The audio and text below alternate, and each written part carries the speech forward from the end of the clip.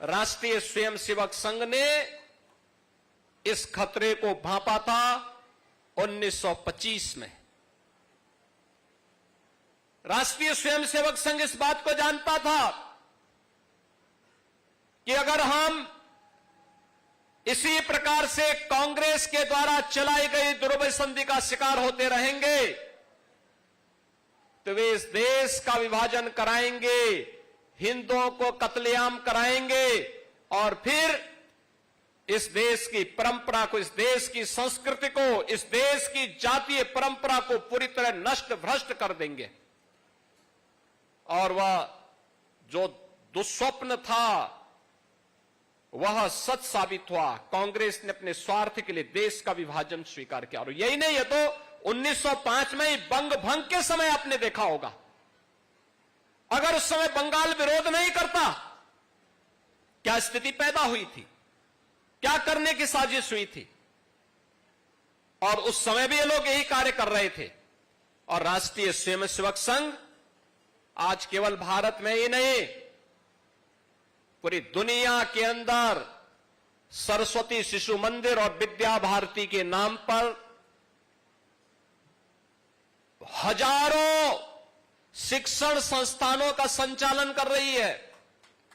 उसकी पहली विद्यालय की शुरुआत 1950 में गोरखपुर से होती है, इसलिए मुझे याद है गोरखपुर से इसकी शुरुआत होती है। गोरखपुर में इसका शुभारंभ होता है।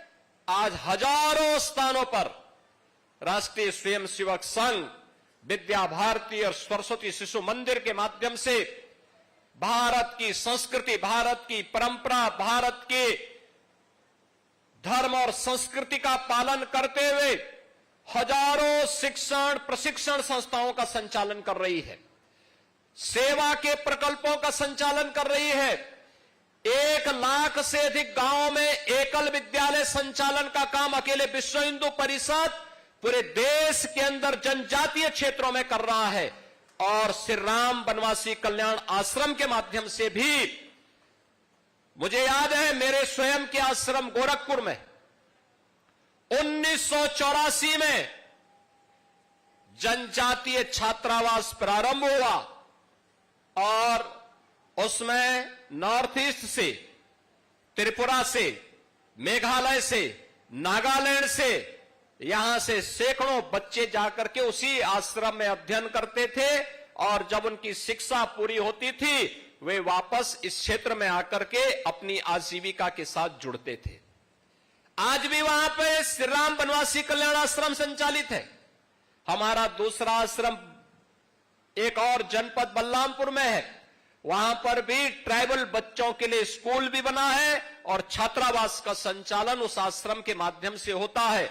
और विश्व हिंदू परिषद और राष्ट्रीय स्वयंसेवक संघ हजारों ऐसे स्थानों पर ट्राइबल बच्चों के लिए इस प्रकार के शिक्षण और प्रशिक्षण केंद्र संचालित करके उनके उज्जवल भविष्य के साथ अपने आप को जोड़ने का काम करता है।